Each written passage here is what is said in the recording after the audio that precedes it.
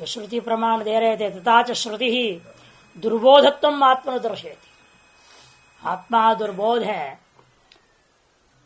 अनायास ही इसका अनुभव में होने वाला नहीं है, इस बात को प्रतिपादन करती हुई श्रुति है।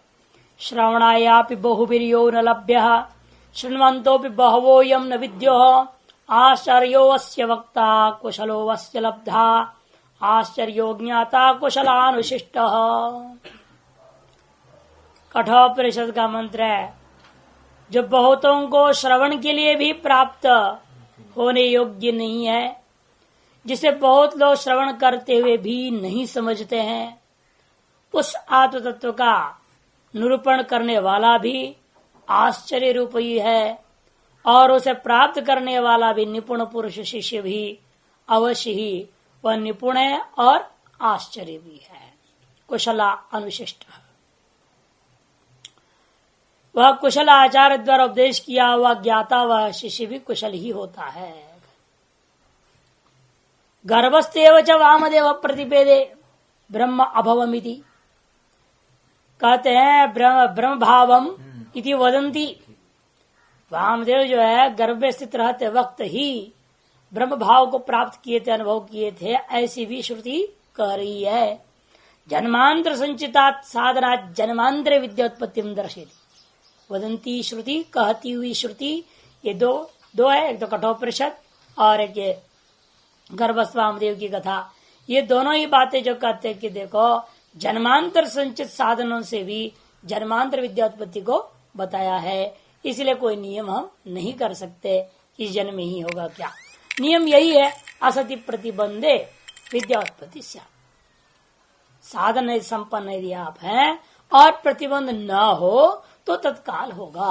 और वह काल इस जन्म भी हो सकता है, अगला जन्म भी हो सकता है। इसे नियम यहाँ अप्रतिबंधता है, मुख्य है, अप्रसंचित प्रतिबंध होनी चाहिए, ये मुख्य हेतु है।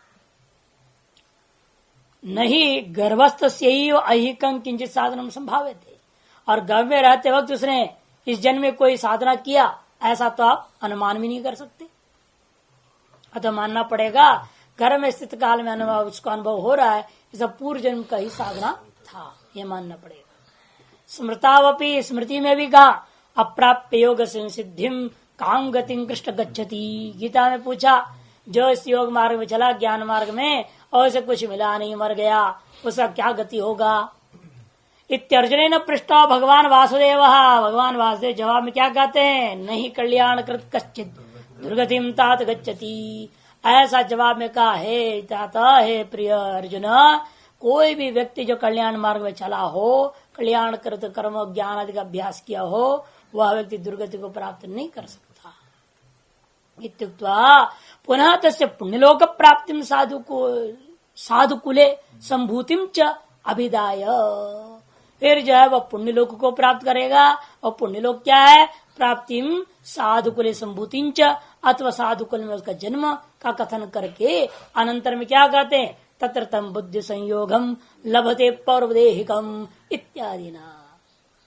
वहां पर उस जन्म में क्या होता है, वो पूर्व जन्म में कृत समस्त साधनाओं का उसको स्मरण हो आता है, इसलिए इसी तरफ भागेगा वो। जितना भी उधर बांधना चाहेंगे तो वहां टिकेगा नहीं, वो भागते रहेगा वो। इत्यादि ना अनेक जन्म संसिद्धस्तो याति पराम गतिम इत्यंतेन एतदेव दर्शयति। शुरू हुआ 6:37 से 6:45 तक को इत्यंतेन एतदेव, इसी बात को दर्शाया है।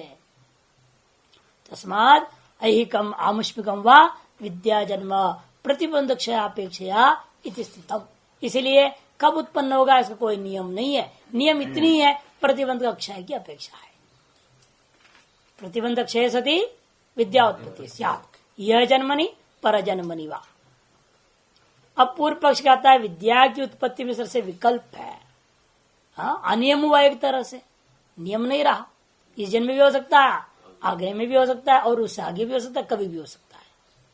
असत्य प्रतिबंध जब समाप्त होगा, ये आपका कहना है, तो उसी तरह से मुक्ति में भी कहता है विद्या उत्पन्न हुआ, और विद्या का जो फल में भी, विद्या का फल क्या है, मुक्ति, उसमें भी विरा नियम करो। इस जन्म में हो सकती है, अगले जन्म से कभी भी हो सकती है, वहां भी कह दूंगा असत्य प्रतिबंधी।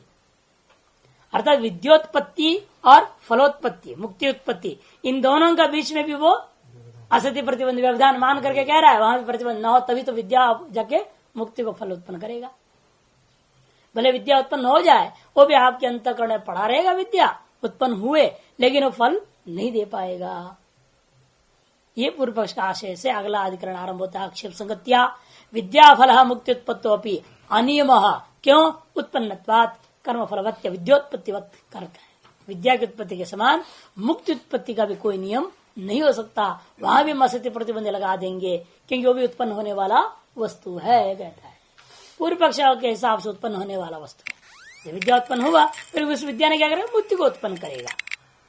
यथा विद्यात्पत्ति में अनियम था तथा मुक्ति उत्पत्ति में भी इसलिए अनियम मानना चाहिए, क्योंकि यथा विद्या की उत्पन्न वस्तु है अतः वो भी उत्पन्न वस्तु बने। ये दृष्टांत को लेकर पूर्व अधिकरण के आधार पर पूर्व पक्षी आरंभ करता है। मुक्ति फलाधिकरणम, आक्षेप सबसे विचार आरंभ हो रहा है। ये इस अध्याय का भी अंतिम अधिकरण है, अंतिम सूत्र भी है। पाद का भी अंतिम अधिकरण और अंतिम सूत्र है। मुक्ति फलाधिकरणम मुक्ति सातिशयान्नो वा फलत्तत् ब्रह्मलोकवत् स्वर्गवच्च निर्वेदेन मुक्ति सातिशयैव हि ब्रह्मैव मुक्तिर्न ब्रह्म क्वचित् सातिशय विश्रुतम् अत एक विधा मुक्तिर वेदसो मनुजस्य च। मुक्ति सातिशयान्नो वा, मुक्ति में भी तारतम्यता है, फल भेद हो जाएगा। उत्पन्न वस्तु में यही होता है ना, जिसको जो उत्पन्न हो रहा है उसके लिए अलग अलग तारतम्यता रहे। चीज वही उत्पन्न हो फिर भी अलग अलग लोगों के अलग अलग व्यवहार संबंध हो जाता है उसका। उसी प्रकार अनेकों लोग यहाँ लगे हुए ब्रह्म ज्ञान के लिए, सबका फल भी अलग अलग होगा। मुक्ति जो पाए कोई जल्दी पाएगा, कोई देरी से पाएगा, और जो ब्रह्मा जी को मुक्ति मिलेगी वो और ढंग का होगा, और आप जो मनुष्य हैं कहे होकर यदि मुक्ति पाए तो आपके लिए मुक्ति अलग ढंग की होगी, है ना। और उत्पत्ति में भी व्यवधान है और वे उत्पत्ति के बाद भी मुक्ति में तारतम्यता माननी चाहिए। सतिशया नोवा, अथवा कोई फर्क नहीं है, चाहे ब्रह्मा जी के लिए ब्रह्म हो चाहे आपके लिए ब्रह्म हो, ब्रह्म में कोई फर्क नहीं पड़ता। पूर्व पक्ष कहता है फलत्तात् ब्रह्मलोकवत् स्वर्गवच्च निर्वेदेन मुक्ति सातिशय। फल है वो ब्रह्मलोक के समान, स्वर्ग के समान, इसलिए मनुष्य भेद को लेकर के मुक्ति में भी सातिशयता माननी चाहिए। सिद्धांत कहते नहीं, ब्रह्म ही वो मुक्ति, ब्रह्म ही मुक्ति है। ब्रह्म का अलग कोई और मुक्ति नाम कोई चीज पाने वाला वस्तु नहीं है कि जो है जो कोई जल्दी पहुंच जाए, है ना। वहां भी सुपर क्लास, एसी क्लास, ए क्लास, वो क्लास नहीं होता वहां।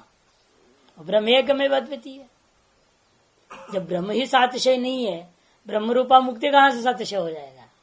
इसलिए कहते हैं ब्रह्म ही मुक्ति न ब्रह्म क्वच सातिशयम श्रुतम, और कहीं भी किसी भी श्रुति में ब्रह्म की सातिशयता श्रुत नहीं है। अतः एक विधा मुक्ति ही, इसे मुक्ति एक प्रकार की होगी, चाहे ब्रह्मा जी को प्राप्त होता हो मुक्ति, चाहे मनुष्य को प्राप्त होता हो, एक प्रकार की माननी चाहिए। और उत्पत्ति में इसलिए कोई व्यवधान नहीं रहेगा। विद्या उत्पत्ति हुई उसी क्षण वो मुक्त हो गया। उसमें तो व्यवधान रहेगा तो उत्पन्न हो नहीं होगा, यदि व्यवधान हट जाएगा तो उत्पन्न होगा। लेकिन यहाँ ऐसी कोई बात नहीं कही, साथी से नहीं देती से नहीं, यहाँ भी आएगा। देखो वो तो अधिकरण सार बिल्कुल निचोड़ दे रहे हैं ना, थोड़ी सी बात कह देते हैं, लेकिन असली बात आएगा। देखो एवं मुक्ति फल अनियम, सूत्र देखो, मुक्ति का फल में भी अनियम है, सूत्र ही कह रहा। जैसा आपने वह अनियम कहा विद्या उत्पत्ति में, ऐसे मुक्ति फलो अनियम सिद्धांत है नहीं, तदवस्थावधृते, तदवस्थावधृते है जवाब देगा। उस अवस्था का एक रूपा निश्चय हो चुका है। उस मुक्ति अवस्था जो ब्रह्म रूप है उसकी एक आकार का अवधारण हो गया, निश्चय है सकल श्रुतियों में, इसलिए वहां अनियम नहीं। सूत्र में साथ और आगे कहेंगे देखिए, यथा मुमुक्ष और विद्या साधन अवलंबिन साधन वीर विशेषाद विद्या लक्षणे फले ऐहिक आमुष्मिक फलत्व कृतो विशेष प्रतिनियमो दृष्टा। आपने कहा मुमुक्षो विद्या साधन, विद्या का जो साधन श्रवण ध्यासन को लेकर के अवलंबन करके जी रहा है, लेकिन साधनगत वीर का विशेष के सामर्थ्य की वजह से विद्या की उत्पत्ति, विद्या लक्षण है फल है, यहाँ तक विद्या की उत्पत्ति या फल है, उसमें क्या है, किसी को इसी जन्म में हो सकता है, किसी को अगले जन्म हो सकता है। ऐसा आपने आहिक आमुषिक फलत्व कृतो विशेष प्रतिनियम दृष्टा, विशेष अनियम आपने दिखाया, कहा कि प्रतिबंध के ऊपर निर्भर है सब कुछ। एवं मुक्ति लक्षणे फले अपि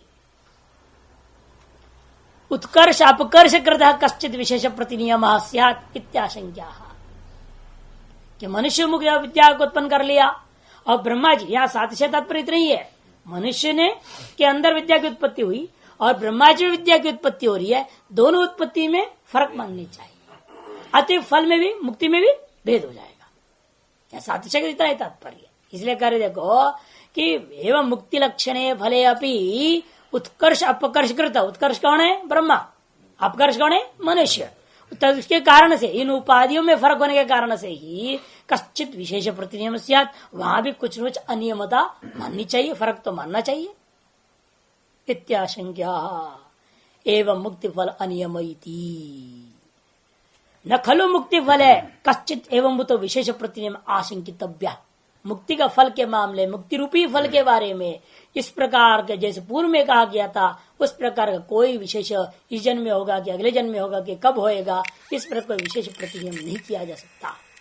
कुतः तद अवस्थावद्धते है, मुक्ति अवस्था ही सर्व वेदांतेषु एक रूप ही अवधार्यते, क्योंकि सकल वेदांतों में मुक्ति का स्वरूप की एक रूपता का निश्चय किया हुआ है। क्या रूप है उस मुक्ति का, कहते ब्रह्म ही मुक्ति अवस्था, ब्रह्म ही मुक्ति है और कुछ नहीं है। न च ब्रह्मणो अनेकाकार योगो अस्ति, ब्रह्म का अनेक आकार का कथन कहीं भी नहीं है। एक लिंगत्व उदाहरणात्, एक रूपत्व उदाहरणात् इत्यर्थ, लिंग आता पर रूप, एक रूप का निश्चय किया हुआ है। क्या है वो स्वरूप, अस्थूलम मणनो सहेशनेति आत्मा यत्र नान्यत् पश्यन्यत् शृणोति ब्रह्म इदम् अमृतम पुरस्तात् इदम् सर्वम् इदम् आत्मा इत्यादि श्रुतियों से। सवा एष महान अजात्मा अजरो अमरो अमृतो अभयो ब्रह्म यत्र से सर्वम् आत्मभूत तत्केन कम पश्येत इत्यादि श्रुतिभ्यः। इत्यादि श्रुतियां साफ एकाकारता स्थूल मणु मैंने न वो स्थूल है न वो सूक्ष्म है, यह आत्मा ऐसा नहीं है ऐसा नहीं है, अर्थात मूर्त अमूर्त उभय से स्वरूप से रहित है, इस प्रकार निर्दिष्ट वो आत्मा है। यत्र जिसमें जब ये जिस अवस्था में पहुंचने पर यह व्यक्ति स्व से भिन्नत्व में किसी चीज को अनुभव नहीं करता वो ब्रह्म है। यत्र नान्यत् पश्यति ब्रह्म विदम अमृतम पुरस्तात्, यह अमृत ब्रह्म ही आगे था, अर्थात ब्रह्म ही पहले था, ब्रह्म अभी है, ब्रह्म बाद में रहेगा, अभी जो सृष्टि दिखाई देता है। इदम सर्वम यदयम आत्मा, यह सब जो कुछ भी है वह यह हमारी अपनी आत्मा ही है। वही यह सवाएश महान अज आत्मा, महान अज आत्मा है, वो अजर है, वो अमर है, वो अमृत है, वो अभय रूपा ब्रह्म है।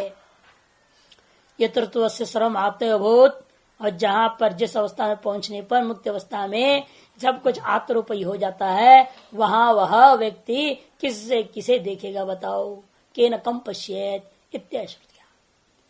इस प्रकार से भेद को वहां समाप्त कर दिया। इसलिए भेद का कारण जो आधार है, भेद ही कारण है किसका, तारतम्यता में। किसी भी प्रकार का भेद सातिशयता प्रतिबंध वगैरह मानने के लिए भेद कारण है। भेद जहां है वहां पर प्रतिबंध की न्यूनाधिकता हो सकती है, किसको कम है किसको ज्यादा है। ब्रह्मा जी को कम प्रतिबंध है और आपको ज्यादा प्रतिबंध है। ये सब चीजें कब होगा, अज्ञान काल में होगा। मुक्ति के पूर्व अवस्था में ये सब कुछ घटेगा। विद्योत्पत्ति के पश्चात कोई भेद का साधन ही नहीं रह जाता, भेद का आधार ही नहीं रह गया। तारतम्यता इसलिए असंभव है वहां। अपिच विद्या साधन स्ववीर्य विशेषात सफल एव, इसलिए विद्या का साधन अपने सामर्थ्य विशेष के कारण से अपने फल में ही तारतम्यता कर सकता है। अर्थात विद्या की उत्पत्ति के प्रति तारतम्यता हो सकता है, किसके जल्दी किसके देरी, अपने प्रतिबंधों के आधार पर होकर के। इसलिए विद्या का जो साधन है स्व सामर्थ्य विशेष को लेकर के स्वफल एवं अपने ही में ही केवल तारतम्यता करेगा।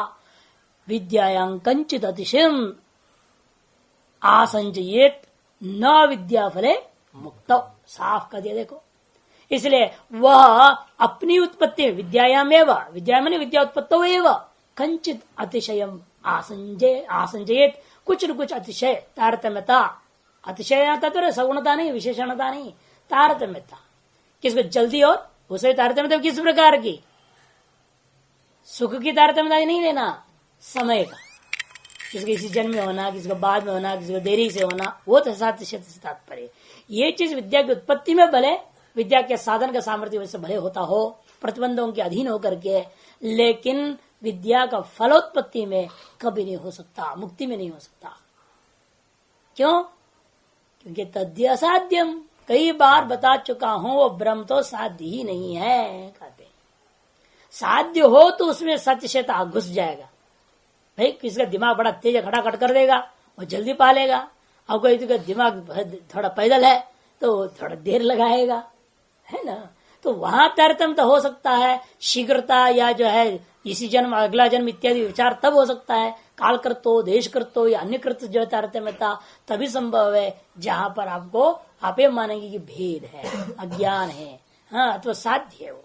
तो जो असाध्य होता ब्रह्म रूपी मुक्ति अवस्था में यह संभव है। एक तद्य असाध्यम नित्य सिद्ध स्वभाव में विद्या अधिगम्यति असकृत अवादिष्म।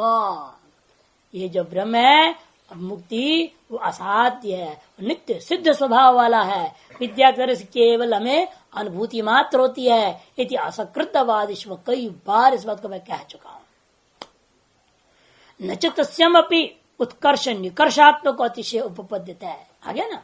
उसमें भी किसी प्रकार का कालकृत देशकृत वस्तुकृत उत्कर्ष या निकर्षात्मक अतिशय की कल्पना आप नहीं कर सकते। निकृष्टा विद्यात्व भावाद उत्कृष्ट ही विद्या भवती, क्योंकि विद्या में कहीं उत्कृष्टता निकृष्टता का भेद नहीं है। जिस ब्रह्म की विद्या आप पा रहे हैं वो निर्गुण ब्रह्म है। निर्गुण ब्रह्म होने के नाते उस ब्रह्म में जब कोई तारतम्यता नहीं है, तद विषय विद्या में कहां से तारतम्यता आ जाएगा। विद्या की उत्पत्ति में प्रतिबंधों के कारण से कालकृत तारतम्यता आदि हो सकता है, लेकिन विद्या में तारतम्यता वास्तव में नहीं है, क्योंकि विद्या का जो विषय है कौन है, वो निर्गुण है, उसे तारतम्यता नहीं है। इसे कहते हैं तस्मात, इसी कारण से ऐसे निकृष्टाया विद्यात्व भाव, ऐसे कोई है ही नहीं। एक निकृष्ट मनुष्यों को जो ब्रह्म विद्या होगी वो निकृष्ट ब्रह्म विद्या होगी, और ब्रह्मा जी के पास जो ब्रह्म विद्या होती है वो उत्कृष्ट ब्रह्म विद्या है। ऐसा कोई भेद नहीं है ब्रह्म विद्या में। चाहे ब्रह्मा जी के प्राप्त होने वाली ब्रह्म विद्या चाहे आप पा रहे हैं, चाहे कुत्ता बिल्ली को भी मिल जाता हो, तो वो में भी कोई फर्क पड़ने वाला नहीं ब्रह्म विद्या में। तस्मात तस्याम चिराचिरोत्पत्ति रूप अतिशयो भवन भवेत न तो मुक्तो कश्चित अतिशय संभव अस्ति। इसलिए विद्या की उत्पत्ति में जे जल्दी है या देरी है इत्यादि उत्पत्ति रूप अतिशय भवन होता हुआ देखने में भले ही मिलता हो, लेकिन न तो मुक्तो कश्चित अतिशय संभव अस्ति। लेकिन मुक्ति में कालकृत देश वस्तुकृत किसी प्रकार का अतिशय नहीं हो सकता। विद्या भेदा भावादपि तत्फल भेद नियमा भाव। इसलिए विद्या का अंदर भेद का अभाव होने से तत्फल में भी भेद का कोई नियम नहीं कर सकते।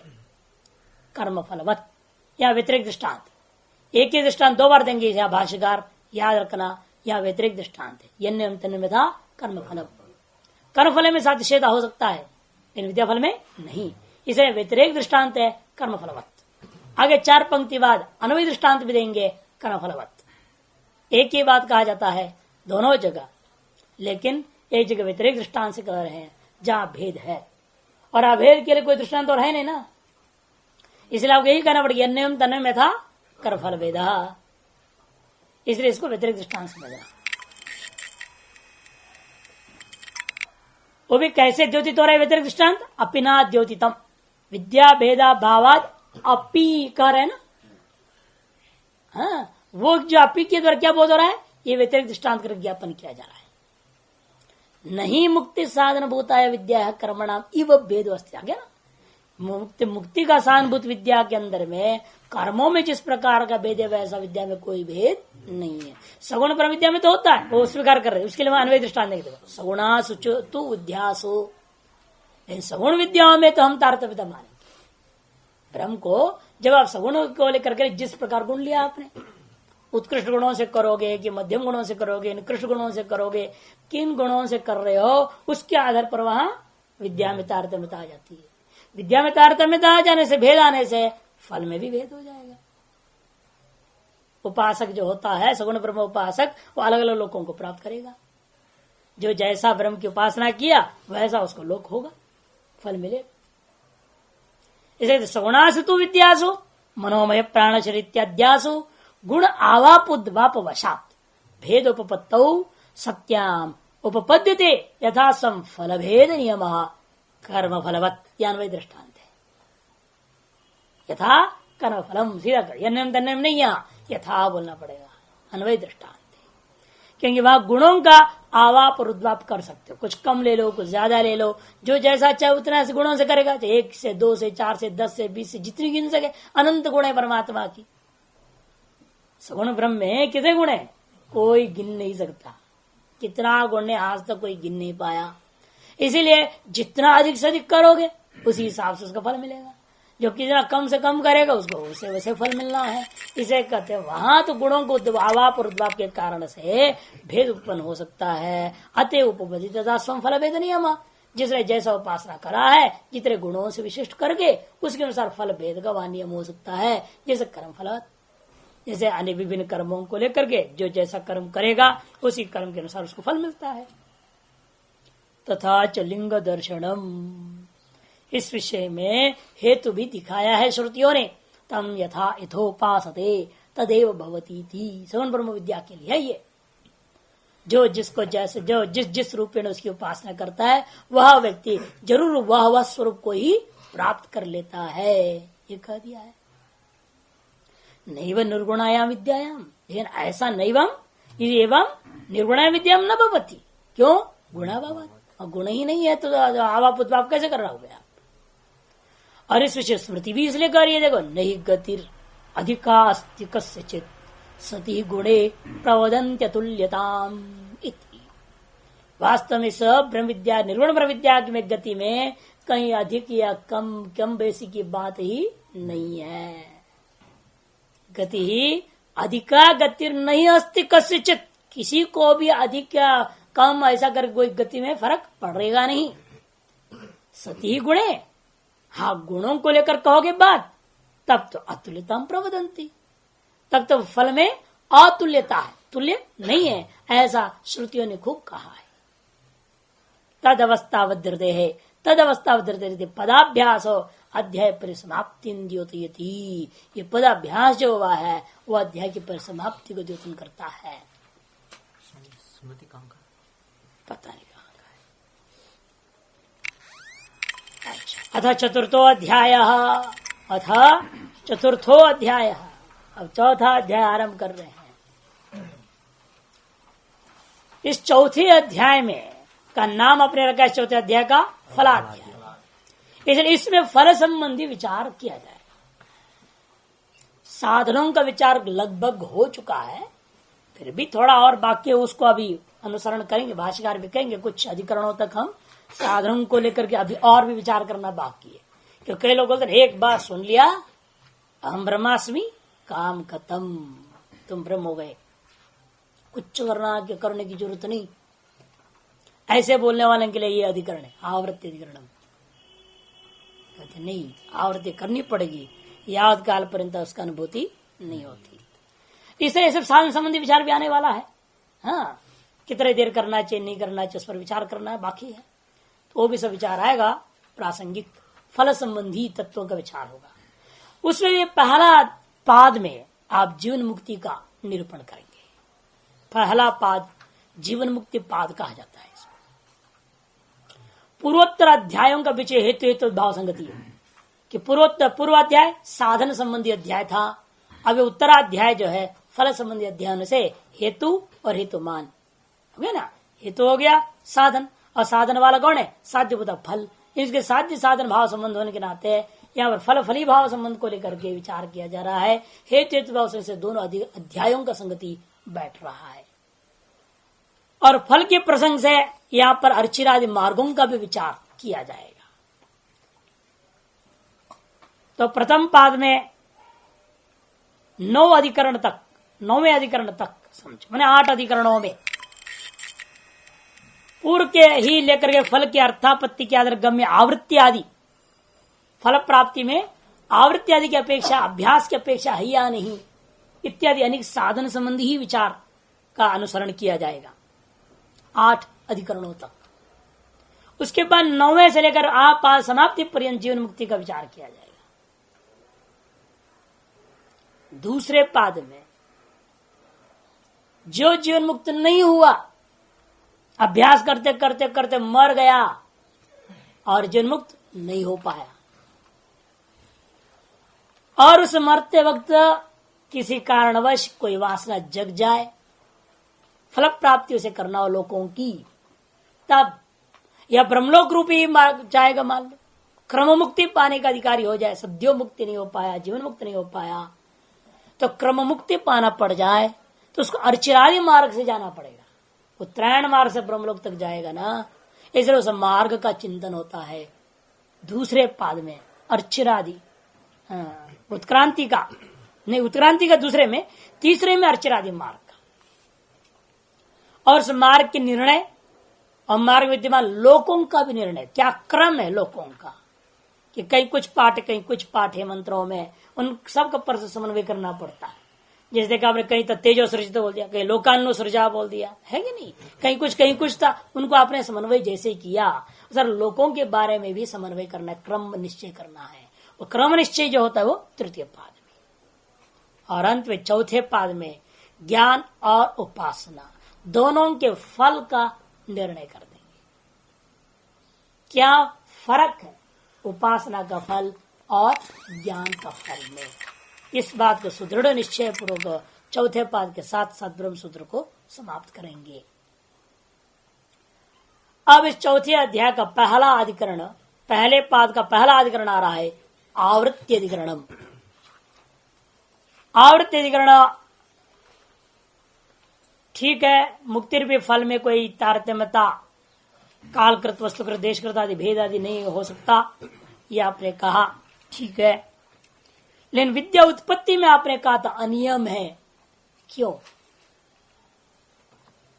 पूर्व पक्षी उस पर आक्षेप करता है, व्यवहित अधिकरण पर आक्षेप संगति कर रहा है।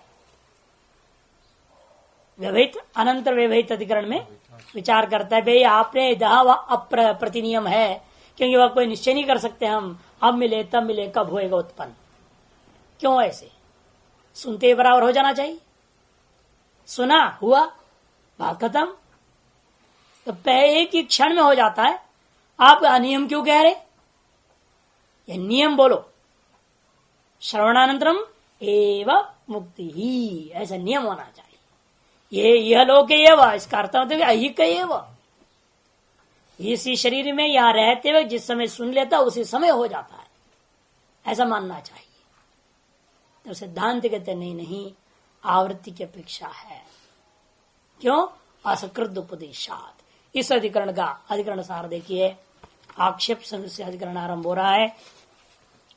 श्रवणाद्या सकृत कार्य आवर्त्या वा सकृद्यतः शास्त्रार्थस्तावता सिद्धेत प्रयाजादव सकृत कृत है। आवर्त्या दर्शनांतास्ते तंडुलांतावघातवत दृष्ट्यत्र संभवत्यर्थे नादृष्टम कल्पते बुधैहि। कहते श्रवणाद्य सकृत कार्य आवर्त्या वा, श्रवण मन निध्यासन एक बार करने से हो जाता है कि बार बार करना चाहिए। पूर्व पक्षी कहता है महाराज जैसे प्रयाज रूपी अंग है दर्श प्रणमास आदियों का, हम एक बार करते हैं, बार बार तो करते हैं ही नहीं है। एक बार कर लिया, अंग हो गया, पूजा खत्म। अब अभिषेक करना है, तिलक बार बार तिलक लगाते रहेंगे क्या? एक बार लगाने से काम नहीं होगा है? एक बार लगा दे, पटरी खींच दी, काम खत्म हो गया है ना। अब भस्मी भी लगाते गए, लगा दे, खट से मर दिया, खत्म, छुट्टी। है ना कि बार बार लगाऊं और दर्पण ले इसको सफा करूं, कहीं लाइन गड़बड़ा गया, लाइन क्या गड़बड़ा, कोई ट्रेन चलना थोड़े टेढ़ा मेढ़ा रे, क्या फर्क पड़ना है? वो फैशन बनाते लोग, नहीं ये सब नहीं है, एक ही बार में काम हो जाता है। तीसरे कहते कि देखो तो श्रवणाध्याय सकृत कार्य आवर्त्या व पूर्व पक्ष सकृत यतः शास्त्र का अर्थ तावता सिद्धित। जो शास्त्र का अर्थ ज्ञान है एक बार सुनने से ही हो जाएगा। प्रयाज आदि सुकृत करते दृष्टांत कहते हैं जैसे प्रयाज आदि कर्म होते हैं, कर्म का अंग एक बार करने से काम हो जाता है। जैसे दान दिखते ऐसे भी हमारे पास दृष्टांत है। तंडुल है?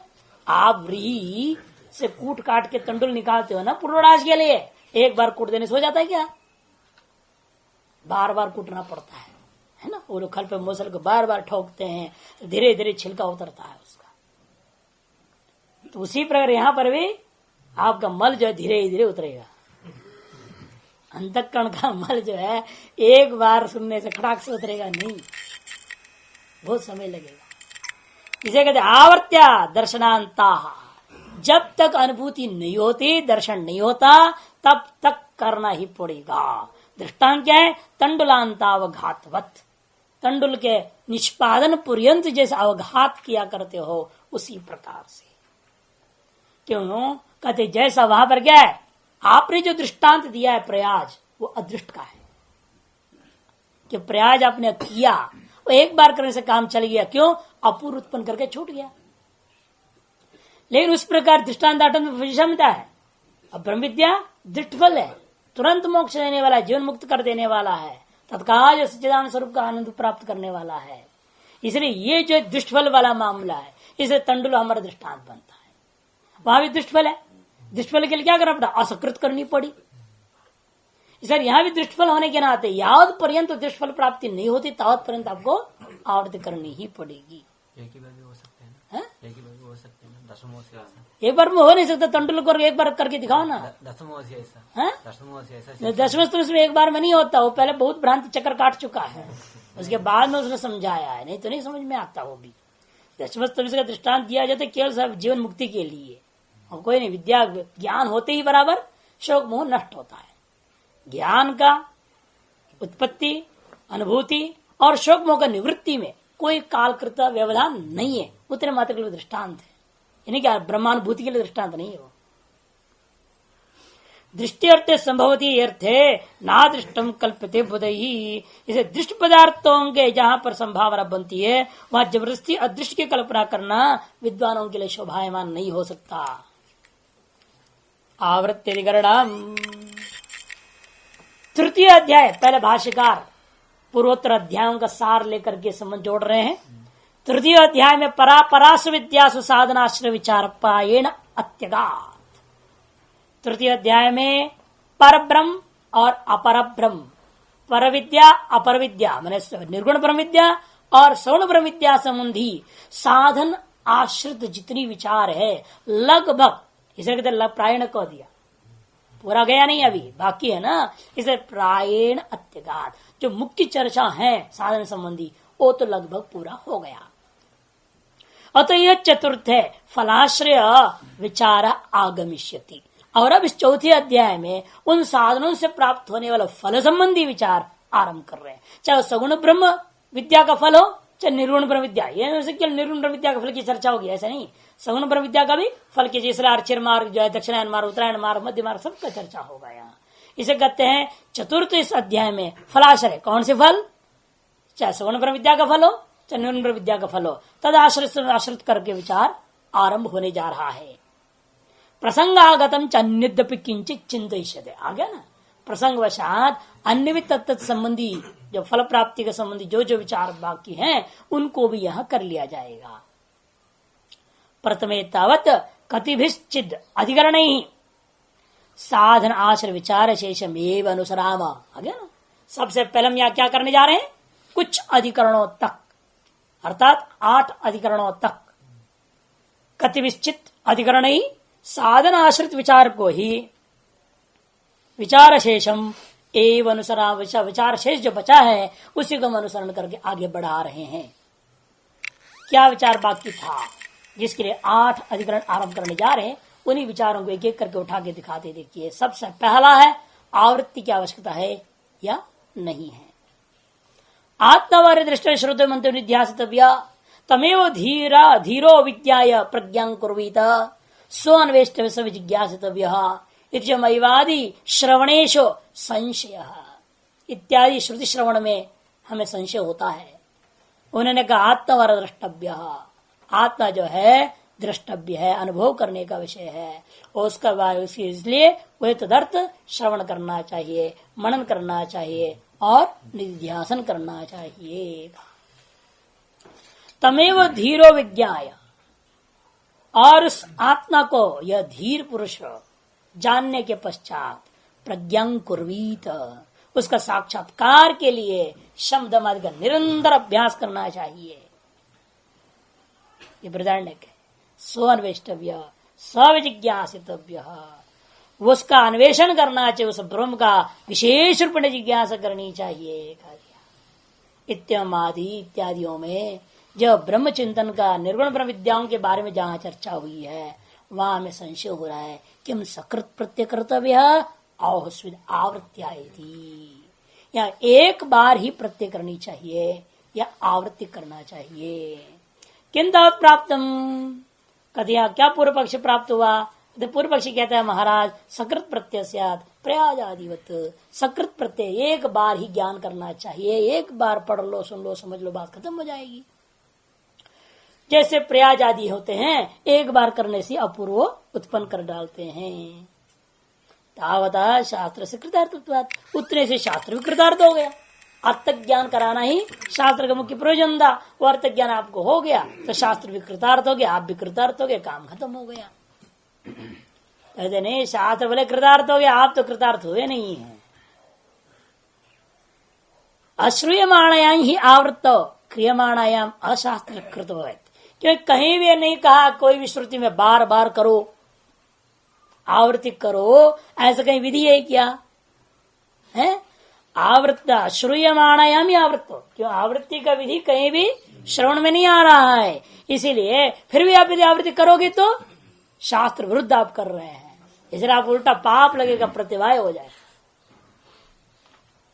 ननो असकृत उपदेश अवतारता, एक देशी कहते हैं महाराज लेकिन एक बार अनेकों बार उपदेश हुआ। अनेक कैसे? श्रोतव्य अलग बोला, हाँ मंतव्य क्यों बोला फिर? आता द्रष्टव्य श्रोतव्य, बात खत्म, श्रवण किया दर्शन हो गया, छुट्टी। फिर आगे मंतव्य और निध्यासितव्य जो कहा है यही असकृत उपदेश है, समझो आवृत्ति के लिए उपदेश कह रहा है। इत्यमाद्य एवमपि यावत् शब्दम आवर्ते सकृत श्रवणम सकृत मरणम सकृत निध्यासनम चेति, तब पूर्व पक्ष कहता है महाराज फिर उसका भी हम ऐसे अर्थ करेंगे, एक बार सुनना, एक बार मनन करना, एक बार निध्यासन करो तो गंगा तटे बैठ के काम खत्म। हाँ एक बार सब में सकृत जोड़ दूंगा। एवं अपि यावत् शब्दम आवर्तयेत सकृत श्रवणम सकृत मननम सकृत निध्यासन चेति, हम जो है यह आप जैसे यावत करके आवृत्ति के अर्थ के लिए लेना चाहते हो, उसकी विपरीत हम जा करके सब जो सकृत विशेषण लेकर कहूंगा उसकी आवृत्ति करनी चाहिए। एक बार श्रवण, एक बार वर्णन और एक बार निध्यासन, इससे अधिक नहीं, नातिरिक्त, इससे अधिक करना नहीं, ये इसका अर्थ करूंगा मैं।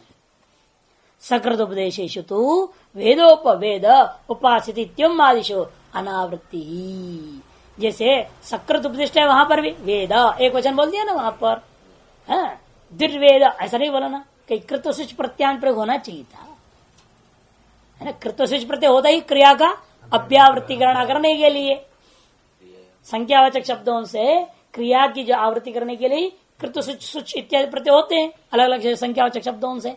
ऐसा कोई विशेषण तो बोला नहीं कहीं भी, दिर्वेद त्रिर्वेद ऐसे कहां बोल रहे हैं? तो कहा नहीं, केवल वेद बोला है, केवल उपासित कहा है। इत्यमाशु अनावृत्ति एवं प्राप्ते ब्रूमः, ऐसा पूर्व पक्ष प्राप्त सिद्धांति कहता है नहीं नहीं, प्रत्यय आवृत्ति ही कर्तव्य, प्रत्यय की आवृत्ति करनी चाहिए। कुतः क्यों? असकृत उपदेशात, बात वही मंत्र लेंगे श्रोत मंतव्य जो एक देशी ने प्रस्तुत किया था, उसको सिद्धांति भी ले रहा है।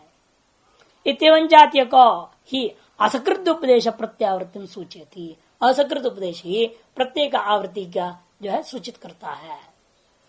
कहते हमने कह दिया ना, यावत् शब्दम एवं आवर्तित नाधिगमिति, जितनी बार बोला गया उतनी बार करो, अर्थात 3 मोल है ना, 3 श्रवण मनन निध्यासन, एक श्रवण एक मनन एक निध्यासन, बात खत्म। हमने अर्थ बता दिया इस चीज का, फिर आप वही बांट रहे हो। कहते हैं हाँ बताया तो सही आपने, हमें भी याद है, लेकिन इति न, ऐसा नहीं हो सकता। आप जैसे करें वैसा अर्थ नहीं ले सकते हम। क्यों? पूर्व में क्या है विधि? दर्शन। एक बार में दर्शन हो जाता है आपको तो कोई हमें आपत्ति नहीं, मान लेंगे आपके लिए एक बार। पहले हम बोल चुके विद्या की उत्पत्ति कोई नियम नहीं है, यदि एक बार विद्या उत्पन्न हो जाए तो हम आपत्ति कहां कर रहे हैं? पहले हमने इस विकल्प को दे चुका हूं, एक बार में यदि किसी विद्या उत्पन्न हो जाता है, इसी जन्म में हो जाता है, इसी जन्म में कहा था, और उसे एक और विशेषण जोड़ दो, इसी जन्म में एक बार श्रवण में से होकर के किसी को उत्पन्न हो जाते तो मान लूंगा उसके लिए कोई प्रतिबंध नहीं था। यथा वामदेव को घर में कहा प्रतिबंध था, घर में ही हो गया, सुना भी नहीं था उसने। इस जन्म में घर में आने के बाद गुरु मुख से एक बार भी श्रवण नहीं किया तो प्रतिबंध भावात हो गया कि नहीं हो गया? ये हम पहले कह चुके इस बात को, इसलिए हम उस पर विवाद तो नहीं कर रहे हैं।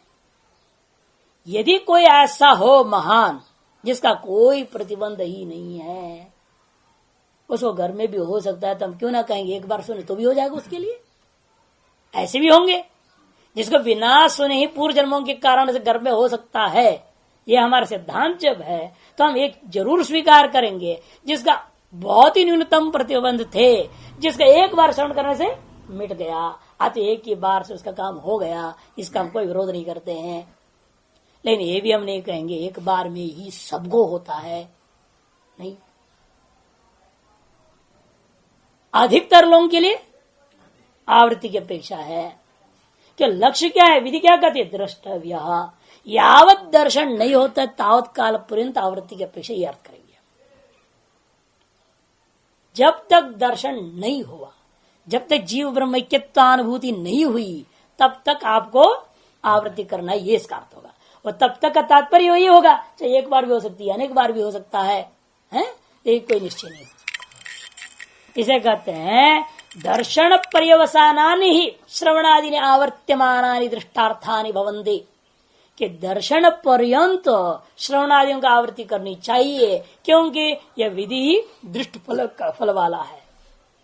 यथा अवघातादिनी तंडुलादि निष्पत्ति पर्यवसानानि ही तद्वत, जैसा अवघात आदि है तंडुलादि निष्पत्ति के समान प्रयोग ही समझना चाहिए। और आजकल तो एक ही बार में तो हो ही जाता है तंडुल निष्पत्ति भी है, क्योंकि क्या करते हैं आजकल पंडित, हमने देखा करते क्या है, वो चावल ले लेते हैं, बिल्कुल चावल जो होती है, और थोड़ा सा भूसा मिला देते हैं उसमें, अगर कूटो यजमान को बोलते मारो, मारा उसने 2 बार, बस हो गया छुट्टी, भूसा निकल गया, मान लिया। तो युक्ति से मुक्ति निकालते रास्ता पंडित अपने, उस अपूर्व पैदा होगा कि नहीं होगा पंडित जाने, भगवान जाने, वो यजमान जाने है। लेकिन कहने का मतलब है कि भाई निर्भर होता है ना साधक के ऊपर। तो अपिच उपासन निध्यासन इति अंतर्नीत आवृत्ति गुणैव क्रिया विधीयते। यहाँ पर जो मननम और निध्यासनम जो शब्द प्रयोग हुआ है, तो मननम का उपासन शब्द से प्रयोग करे भाषकर अभी, अपिच और श्रवण के बाद में जो शब्द आया मनन अर्थात उपासन और निधिध्यासन, ये जो शब्द है वो अंदर छिपा है, उन शब्दों में ये अर्थ छिपा हुआ है। कौन सा अर्थ? आवृत्ति पूर्वक, ये अर्थ उसके अंदर छिपा हुआ है। अंतर्नित आवृत्ति गुणा एव क्रिया अविधीयते तथा ही, जैसे दृष्टांत में देखो लोक में भी होता है, हाँ, लोके गुरुम उपास्ते राजान उपास्ते इति च यह तात्पर्येण गुरुवादीन अनुवर्तते स एवं उच्यते। कहते देखो गुरु उपास्ते राजन उपास्ते इत्यादि जो व्यवहार होता है उसका तात्पर्य क्या होता है? तत्परता पूर्वक प्रतिदिन निरंतर लगातार गुरु का अनुसरण करता है, जो वहीं पर शब्द प्रयोग होता है। एक बार किसी को हाँ गुरुजी महाराज बोला, पीछे गया, बात खत्म, उसके बाद कोई बात नहीं, ऐसे में प्रयोग होगा क्या? गुरु उपास्ते बड़ा गुरु भक्त है, किसको बोलेंगे? एक बार गुरु जी को प्रणाम कर दिया, हो गया, उतने में गुरु भक्त हो है? ऐसा नहीं है। जो निरंतर उसको उनको मानता है, उनको देश को संचार स्वीकार करता है, उसके अनुसार चलता है, उनकी सेवा आदि करता है, उसी को तो मानेंगे गुरु भक्त। आवृत्ति के बिना एक क्रिया को लेकर कभी ऐसे शब्दावली का प्रयोग नहीं होता, चाहे राजान उपास्य हो, चाहे गुरु उपास्य हो, चाहे अन्य का हो। इसलिए कहते हैं कि भाई गुरु उपास्य, राजन उपास्य इत्यादि में लोग वही देखने के चाहिए, जो तत्परता, तात्पर्य मैंने तत्परता पूर्वक गुरुवादि का अनुसरण किया करते हैं, उन्हीं के लिए ही यह शब्द प्रयोग होता है।